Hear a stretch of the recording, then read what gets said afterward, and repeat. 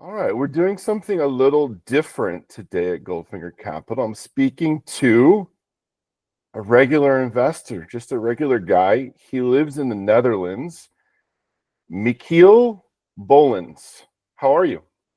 Yeah, I'm good. I'm good. Summer's starting over here, so yeah, enjoying some sunshine for a change in the Netherlands. Okay, you're doing better than I am today then. That's great. So I know you from the internet, places like CEO.ca and X. So we met through our pseudonyms first, and it's been several years now. I don't know the exact time frame, but it's got to be something like 4 or 5 years. You probably know better than me.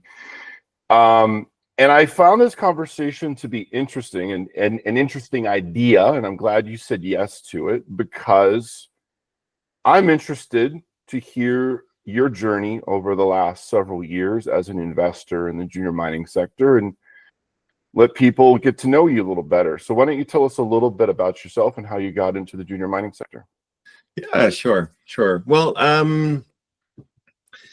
my background is not related to mining, so in that sense, probably a regular guy like many retail investors.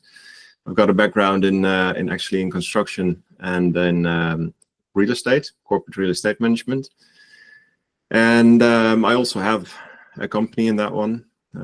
So we manage projects, mainly office renovations.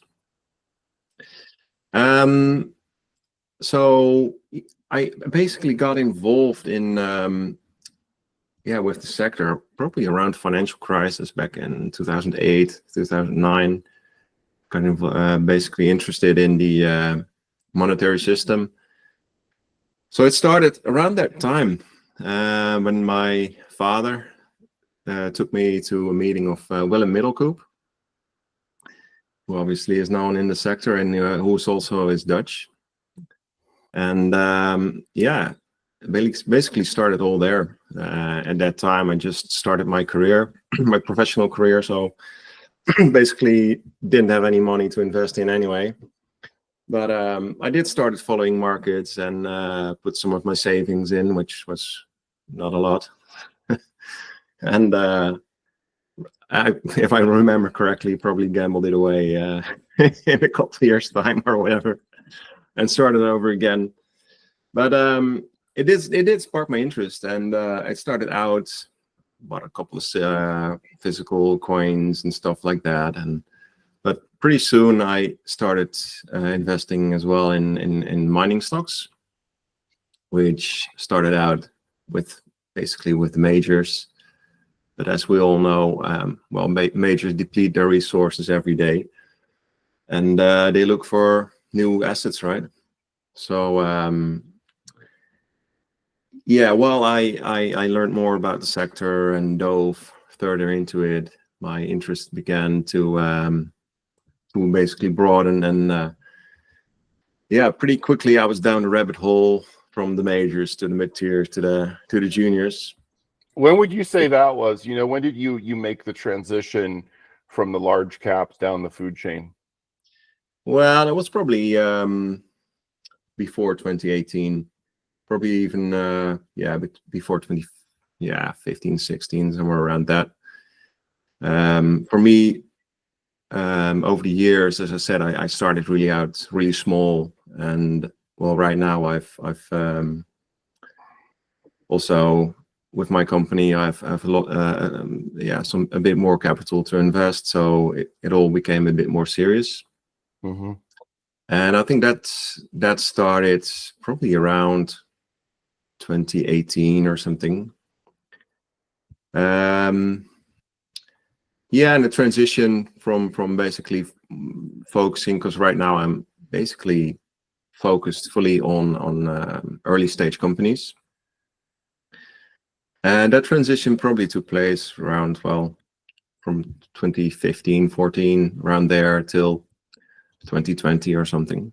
Mm-hmm. So you're basically exclusively focused on juniors, and to be specific, micro cap juniors, like sub 100 million explorers, right? Which is like really the riskiest, but also the potentially most lucrative part of the sector, because you're not going to get a 10x in Barrick. You could get a 10x in Founders Metals, right? Yeah, exactly. Well, I'm not exclusively focused on those ones. In the end, we're just here to make money. That's why we're in this game. And so it's not that I am not open for other opportunities, but yeah, I really like focusing on the early stages for several reasons. I mean, I like digging into them, just doing the due diligence and going through everything. But it's also management teams which are accessible because, well, we all know they always need cash, right? And that's basically means that everybody's always open to talk to you, which is a good way to learn about the companies, and that part of it I really like as well. And you just mentioned that basically these are the riskiest investments, but that's also depends on the perspective, because well, it does depend how you see it, because obviously they're the most volatile as well. So in that perspective, they definitely are the highest risk. But if you get into a story which is basically more or less nothing, but has a lot of potential, and they're raising money, starting to do something, and you get in basically around the 52-week lows, then the question is, what's the downside risk there if they actually manage to raise a sizable amount of money to do something real and get drills turning? Well, that's a key if. They have to be able to raise that's money. a big if. That's a big if. Because sure. The risks are, I can outline the risk to you because I lived through 2008 and I saw my father's portfolio get obliterated. So the liquidity can just dry up. The bids are gone, right? And that can happen in a week. In an extreme circumstance like a financial crisis, which we had a few times in the last 20 years, the bids can just be gone, right, in a week. So that's the risk, But You're right. You make a very good point. If you're able to buy a company at a very low valuation when nobody's really paying attention to it, and they're able to raise capital and then have catalysts lined up, well, that can be a really good setup. Yeah, and that's kind of the the part where I try to focus on. So getting in at the right time, because in that case, timing obviously will be very important. But yeah, it's something I really enjoy doing. So one of the reasons why I asked you to have this conversation, well, aside from the fact you're a very smart guy and you have experience now in the sector, is you've had good results, and I know about some of the results. So I'm curious, would you be willing to share some of your performance, maybe the last couple of years, the last few years, and what's working for you?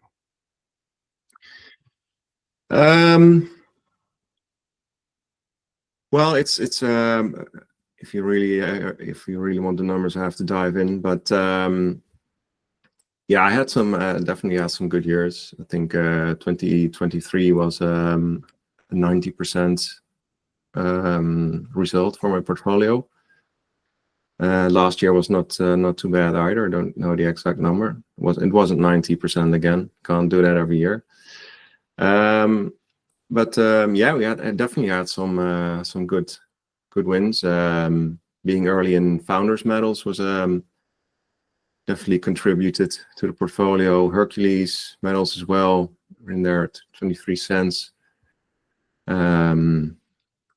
Yeah, it's just two examples, and I think that's also the example of what we just said. Like if you get in early and there's catalysts coming, and then obviously it has to work out. But and it can be Well, those really. are two extraordinary. So those are two extraordinary examples. So I'd be interested in understanding a little bit about what had you invest in those early on. Like, what about those two companies check the boxes for you, and you said this is worth the risk? Yeah. Well, with Hercules, obviously, when I got in, I think they already had a decent success with the silver discoveries, which at least to a certain degree validated the market cap.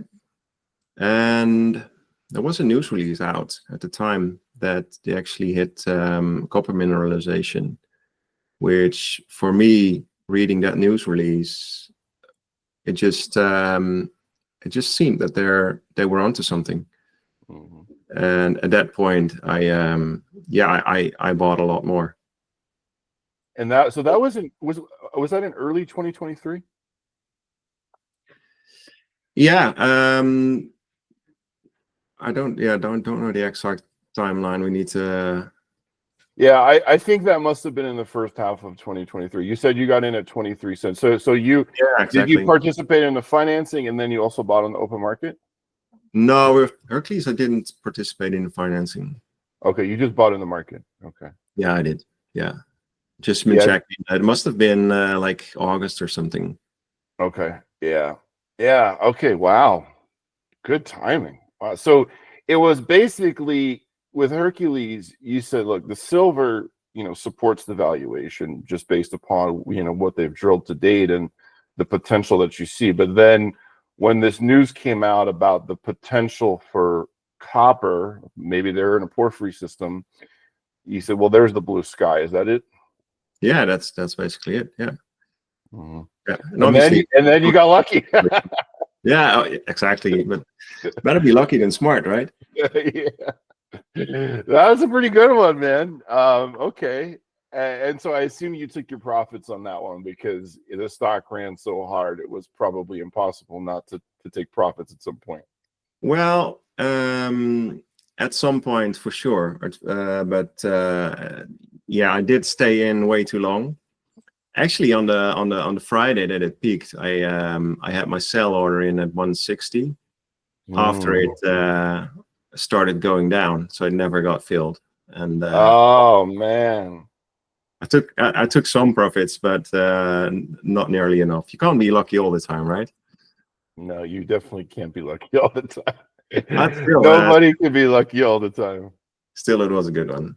Yeah, that's a great one. Okay, so then Founders. Tell us a little bit about Founders. Yeah, Founders is it's another special story, right? I actually, at the time, I was a subscriber to Eric Coffin's newsletter, who started covering it, and I think that was actually how I got onto it. And I read into it, and there was some artisanal mining there, which was looking pretty good. So that was what when I initiated the position, and I think that was also the 30-cent range or something. And well, there were some. I think another driver. I think it was also supported with some of the internet. How should I remember a couple of guys who were pretty loud about Founders. Yeah, and they did well. There were definitely some people loud on internet rooting for Founders, which I think really helped as well. But then obviously, I mean, yeah, they started showing results, and yeah, attracted investments from other parties, and yeah, I got lucky again. So with that one, so there's a couple of key commonalities between those two, Founders and Hercules, is that they were able to raise money pretty easily. I mean, 2022 and 2023 were not good years in the junior mining sector, and both of those companies were able to close fairly large financings in the context of a weak overall market. So that's a check. They had strong financial backing, which we know is key in this sector. If you can't raise money, you can't do anything. And also drill results. So it was like both companies had projects that had been worked previously to at least some extent. So you knew there was going to be something. You just didn't know how much or how good it was going to be, right? So that's important. And then, as you said, like with Hercules, their first drill program, they pulled some pretty nice silver intercepts. Founders, same thing. They were able to start hitting gold straight out of the gate, right? So it was easy to, stick around when the results started coming in, right? Exactly. Yeah. And yeah, it's. I just looked up as another stock as well, Aston Bay, which is also 2023, going from 4 cents, 3. I actually think I bought it at 3 cents, going all the way up to 30 cents. So that was a 10 bagger, where I actually got out on the top and played it as well a little bit. I remember that. One. Yeah, you were pounding the table to me in private messages about Aston Bay at like 4 cents or something. Yeah, and I was a little slow to come around to it, and then finally I think I bought it at 8 or 9 or something, and then it went to 30 plus, and then crashed all the way back down. But hey, that's another story.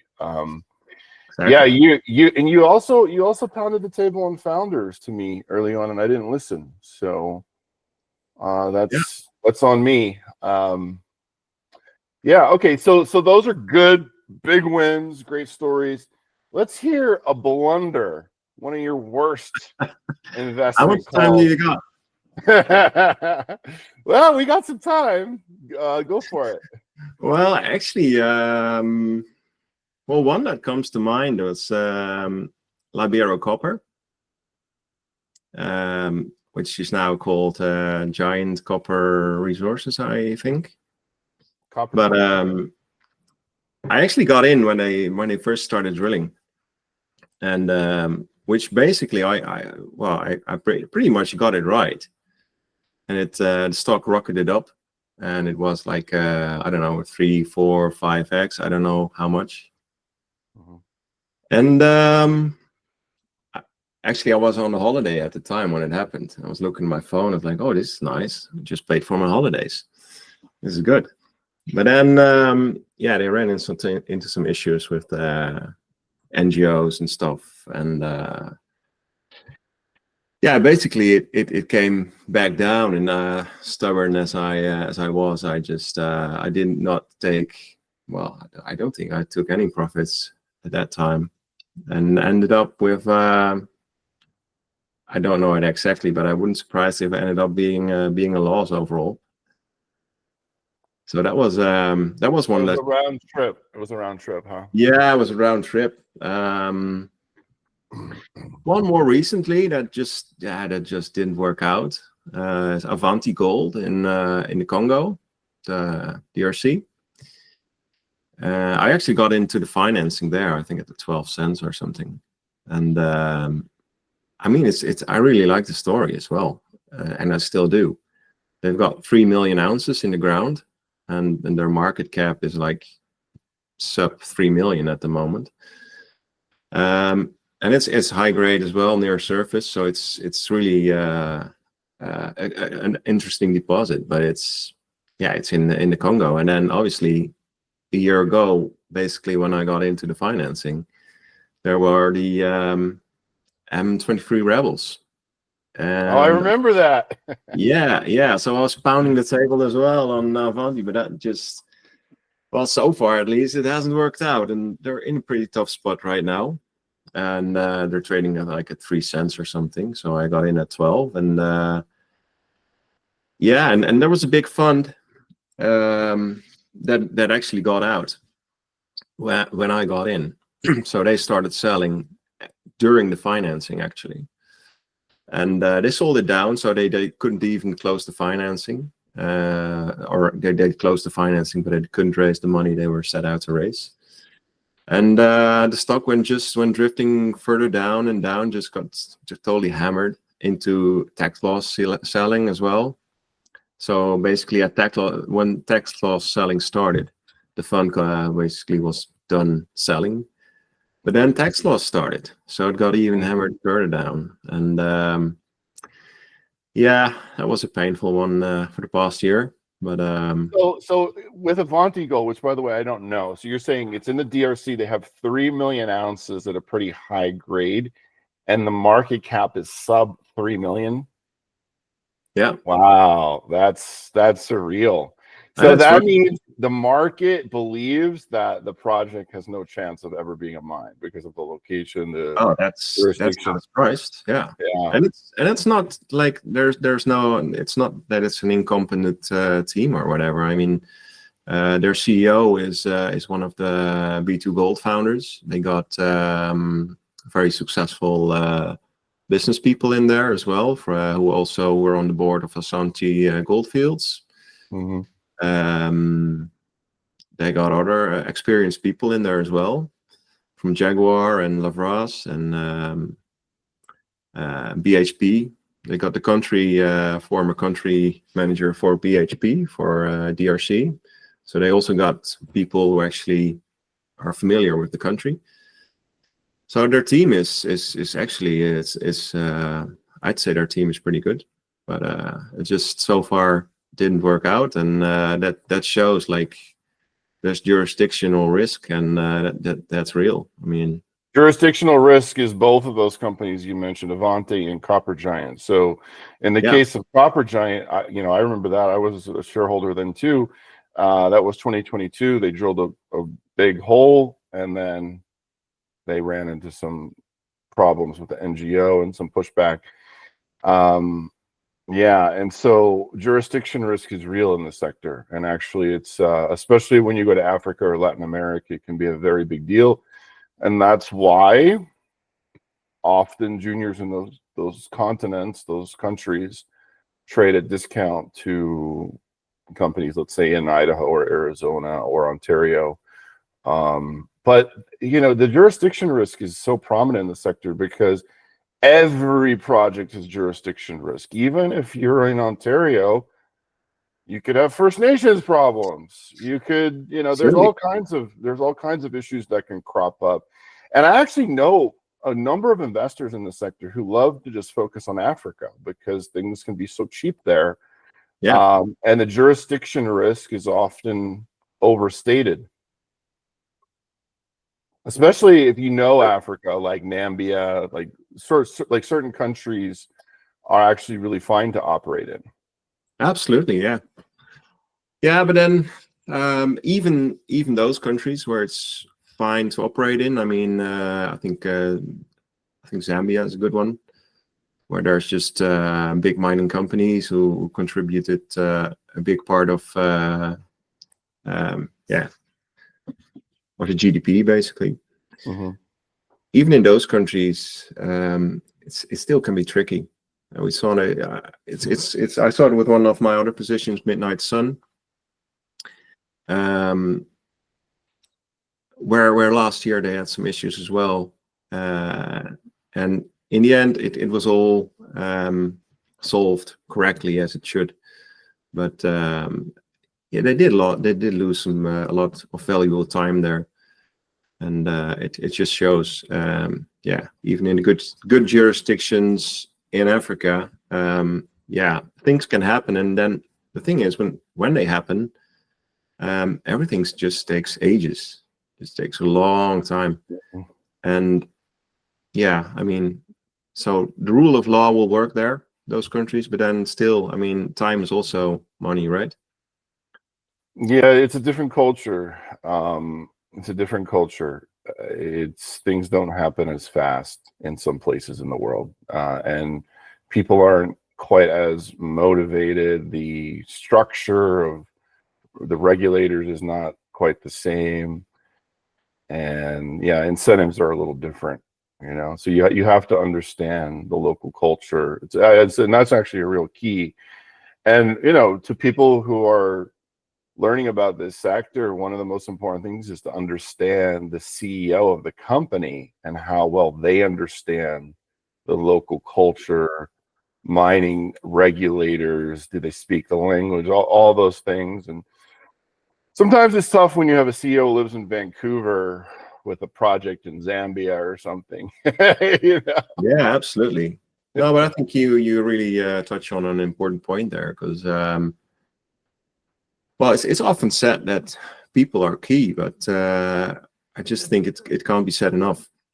Because that especially is true for these small companies. So I always try to connect with management, CEO before I make investments. And yeah, when I don't have a good feeling about the CEO, usually I do not invest, even if it's a good setup. And yeah, a valid point as well, as you say, like with the CEO in Vancouver and the project down in South America or Africa, or yeah, it's just yeah, I think it works a lot better if the CEO actually has the boots on the ground, knows what's going on, and I don't think it can't be overstated. Yeah, it's very important to understand how much management cares and how much management is focused on this company. Yeah, that can be priceless, 100%. So moving on, I'm interested to know how you learned, right? Like, you're in Netherlands, you said you don't have a mining background. So how does somebody like you learn such an opaque and obscure, investment sector? Yeah, that's a good question. Well, there's a lot of time involved. I mean, as I mentioned, I started out a little bit with the sector around probably 2009, and I mean, we're in 2025 now, and I finally have the idea that I'm starting to get the hang of it. So that definitely took some time. But yeah, I mean, I don't have a technical background, so that part is self-taught. But obviously, like geology, I understand the basics, but I'm definitely no expert there. So yeah, you just in part have to trust also on other people, and well, that's also an important part, getting to know other people. So over the years, I did gather a lot of people around me, which are a lot smarter than me, I'd say, which is not that hard. But well, they might be smarter than you at the geology of junior mining, but they're probably not smarter than you overall. I don't know. And well, to be honest, I mean, well, I'm also in the trading lab, of course, which you run, and I actually looked it up, and I joined in 2017. Oh, wow. Yeah. Holy cow. It's been 8 years? Yeah. Wow. It's been a while. And I think I joined in 2017, 18. I think I was out and then got back 2020 or something. I see. Okay. And been there ever since. But well, definitely learned a lot there as well on mindset, especially at the beginning. And I think that's key. Mindset's everything. And that's, yeah, I mean, I don't think like obviously you have to understand what you're getting into from an investment point, but it's just as important to know or control your emotions, right? I mean, everybody has their greed and their fear of missing out. And yeah, I mean, in those years I learned a lot about myself as well, knowing my own where I make my own mistakes. And over the years I just gradually kept learning, evaluating my my performance, what went wrong, what went right, and just as I said, learned a lot about myself as well, and I think that really helped also understand what kind of investment style fits me, I'd say, because I mean, in the end of the day, everybody's different. We've got different characters, different risk appetite. I mean, if you're 60, 70 and you have to worry about your pension, that's totally different from somebody who's 20 or 30 and just is looking for another 10x and is ready to risk basically, I don't know, 20, 30% of his portfolio or whatever. It's just, it's a journey, I'd say, and everybody has to find what fits them. And I think after all this time, I'm pretty much arrived at the spot where I'm feeling comfortable where I am right now. So you feel that you have a very effective mindset for your strategy, and you figured out how to control the emotions of fear, greed, FOMO, all that stuff. I'm interested, sort of, if you can think back to like where it clicked, like what, like, you know, when did it click and you're like, okay, I figure out what may have been holding me back in a way, and now I fixed it. I'm not sure that's a particular moment. I think it's more of a process. So I can't pinpoint a specific moment. I mean, you just have to evaluate basically what you've done, right? And I mean, back in the days, I could basically get pissed at myself for doing stupid stuff.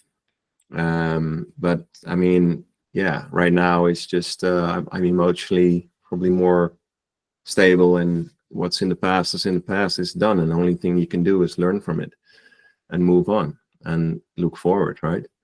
So I'd say in the past that was just more like or when you see stocks that just skyrocket and you're chasing them, right? Because you have a fear of missing out. It's just now I'm looking at stocks and I try to get in the 50-week low. And if it's already ran up, I just, I mean, I just let them go, and there's always the next opportunity. So in the past, that could just fat me up, and now I'm a lot more relaxed with that, and just, it's also the experience that, there's always the next opportunity. And and I'd say an important, that maybe is an important, I don't know when that time was, but I shifted from looking to a potential upside to the downside risk, basically. So for me, the downside risk is a lot more important than potential upside. And I mean, not losing money in the end is the most important thing, I think. If you don't lose money, basically, well, you make money. So it sounds like a few things. If you allow me a moment to summarize, it sounds like you became calmer as you evolved as an investor, and you got older, you got calmer, you got a little wiser, and you stopped chasing the shiny object. Yeah, I think that's fair. That's fair. Yeah.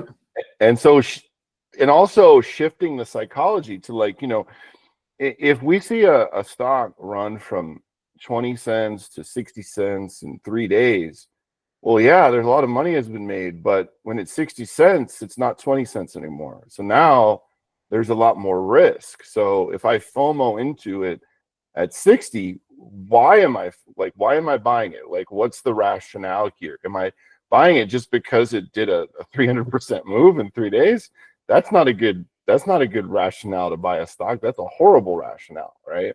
Or because this channel on CEO.ca has 100 people, chirping every second. That's also not a good reason to buy a stock, right? What's a good reason to buy a stock is that I see the potential that it could go from 20 cents to 70 or $1 in the future, right? But not like after it's already done. That's a whole different calculation. So yeah, I like your shift in mindset towards the risk and not so much about how much you can make. In fact, I have to ask myself, I never ask myself how much I can make. I never think about like counting my gains ahead of time or anything like that. Like that's never in my thought process. And you're right. Like usually the first thing is like, what's the risk? Like, how can this go wrong? And then thinking about how to size things appropriately to the risk. Okay, yeah, that's fantastic. I'm interested, I guess, final couple questions, like what are you looking at today? Do you mind sharing a stock that has your attention and maybe why you own it? Yeah, let's see. Well, one that I'm interested in and recently got into the financing is Sranan Gold, which is based in Suriname. And obviously, well, Suriname is more or less famous now for founders medals. And this team has a couple of guys that actually work with founders, but the CEO has been in Suriname for 12 years, so he knows the area. And well, there's a couple of comparables there, but yeah, I like them. It's got a strong team and good asset, it seems. The asset is has a lot of artisanal mining or local mining. I think you should say local mining because they mine for the concession holder, basically. That's how it works. And by now the locals they're just basically digging 40-meter deep holes with excavators. And it's just to the point where it's just too risky for them to keep drilling or to keep digging. And so the concession holder is now basically has been ready to move on to the next stage, and that's bringing in professionals. So they have been able to pick up that concession, and it just feels like there's a lot to be found there. And well, the financing had an attractive entry, offered a good entry, and I think it went up. It went down a little bit again, but I think it went up 50% afterwards. And the share structure is an important one as well there. It's all without warrants, not a lot of options or cheap shares. So it's in good hands, which is something we didn't touch on, but I think it's an important one. So yeah, there's a lot to like. The Geo team as well, they really are Suriname experts, basically, with Dennis Lapointe being there for 25 years or something, and Rees also, he is actually a local who studied at university in Suriname and learned as well, or I think he was an apprentice from Dennis as well. So there's a lot to like there, I think. Yeah, I agree. That's a good one. That's a good one. I own that one as well. And that's a great point about the share structure. The way I would, liken share structure to is, would you buy a house, without doing a home inspection first? And studying and understanding a company's share structure, sort of like doing a home inspection. I think talking with management, studying the share structure and understanding it, and who got what at what prices and what their incentives might be, is sort of like doing a home inspection. You're not going to buy a house without inspecting it first because the foundation might be faulty, right? Yeah, true. I think another one which is also connected to your head is Ridgeline Minerals, with Chad obviously also being a director of Scout, which I think is an honorable mention here, where I'm also a shareholder of. But yeah, Ridgeline is another favorite as well. I think they've got a lot going on this year, and they just been trading down a bit. So I think it's also a good opportunity here, because they've got a lot of news coming, and from Big Blue, from Atlas, from Selena, obviously. And I think most yeah, most of your viewers probably know the story as well, I assume. But yeah, it's Ridgeline is a good one. Yeah, and I like Chad as well. It's I think he's a great guy who done a great job putting the company together with his own blood, sweat, and tears, and put every last dime he has basically into the company, if I understand correctly. And yeah, I feel it's there's a good chance this will finally be his year. So rooting for that one. Yeah, I'm rooting for Chad too. It would be great to see him have some luck this year, or next year. But yeah, some luck at some point soon. He's definitely got a few shots on goal. He's got several shots on goal this year, including Swift, which is being drilled by Barrick essentially, and that one could be a big discovery. Like, it's interesting that Swift doesn't get talked about as much, but that has big potential too. I guess final question is, what advice would you give to newer investors who are starting out, like some basic tips that might shorten some of the learning curve for them? That's a good one. Well, I think an important one is just to call the companies, set up meetings with them, talk to them, learn everything you can. The first time is probably a big hurdle for new investors, but I mean, as I said, like, all these guys are happy to talk to any investor because they're always looking for new money.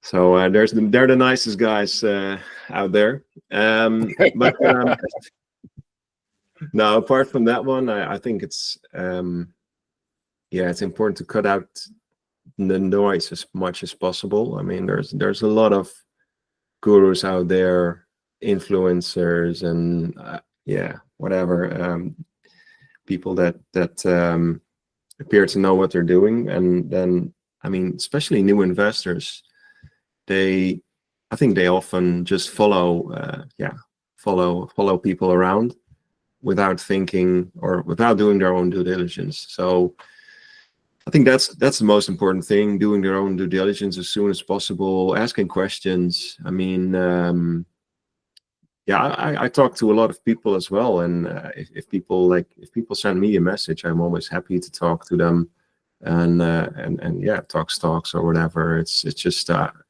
find it fun to do, and I think most people in our space is just when you reach out to them, a lot of them are just very nice guys who love to talk about stocks and the markets and everything. So every new investor, I should just go out there and ask questions and try to learn as much as you can. There's definitely a social aspect to the junior mining sector, and we see that occur at conferences. People meet up for beers afterwards and even set up their own meetups, like away from the conference. So yeah, definitely there's a social aspect to the sector.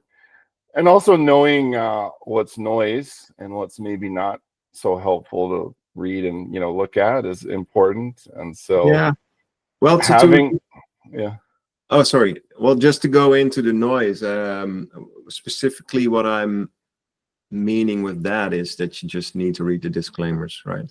I mean, the internet is full of videos with interviews, and a lot of them are just basically sponsored or and I think that's really important when you start out, to understand how the sector works, why somebody writes about something or why he does an interview. It's always good to just go through the disclaimer and see what their interests are. Yeah, absolutely. Because there's a lot of good content as well. Let's be honest, and I think you are contributing to that as well. So that's always that's all must be said as well. So read the disclaimers. I think that's a better one. Read the disclaimers and understand that all companies need to get the word out there. They need to meet investors and reach a wider audience. And as you said, they always need to raise money. I mean, not always, but you can pretty much guarantee that there will be another financing in the future. You just don't know exactly when, and that's the nature of the business. And that's also why, like, Apple and Microsoft CEO is not picking up our phone calls. They've got other things to do, and they don't raise money, and they don't necessarily speak to investors on a regular basis. It's a different ball game in the junior mining sector when companies are on a bit of a hamster wheel and they need to finance to advance their projects. Absolutely. Yeah, and it's also I mean, it's also a good thing, right? I mean, marketing is important as well. You need to get the word out. So it's not that it's a bad thing. It's just good that you realize, yeah, basically what you're reading and what you're looking at, and then do your own due diligence and draw your own conclusions after that, and not just and also realize that everybody has a bias, right? So everybody in this business, whether they're involved with marketing, whether they're acting like they're just, like an individual investor or whatever, there's a bias there. And we see it a lot in the bull boards, right? Like, some of the craziest people I see are just literally like small retail investors who might have put like half of their account in this one super speculative stock, and they get so crazy bulled up about it, saying crazy things, and it's just because they want the stock to go up, right? They want to make money on their speculation. But yeah, unfortunately, a lot of the things that they might be saying shouldn't really be paid attention to. So just understand that everybody has a bias. Absolutely, and everybody talks their own book. Yeah, that's for sure. So that's the one thing about the junior mining sector. It's also other sectors too. We should be fair, but especially in the junior mining sector, somebody will always be happy to talk their book. Whether it's a CEO or just an regular investor or whatever. Yeah, there's one sitting here right now. People love to talk their book. And we just talked our book a little bit here too, today. So it's the nature of the beast, and it's fun, but just understand that people talk their book because they want to make a profit on their investments. Yeah, and again, I don't think it's a bad thing. It's just that people need to realize that it's happening. Michiel, Michael in Dutch. Michael will do just fine. Okay, Michael. Yeah, I'm not good at Dutch, even though I have German ancestry. I think that I lost those that voice cord in another generation. But thank you for your time. I really appreciate this conversation. This was wide ranging and quite interesting. I hope the viewers find it interesting, and I will put your contact details in the notes to this video on YouTube. So if the viewer wants to reach out and pick your brain or whatever, they can do so. Sure. Good talking to you, Robert. Thanks. Cheers. All right. Bye-bye.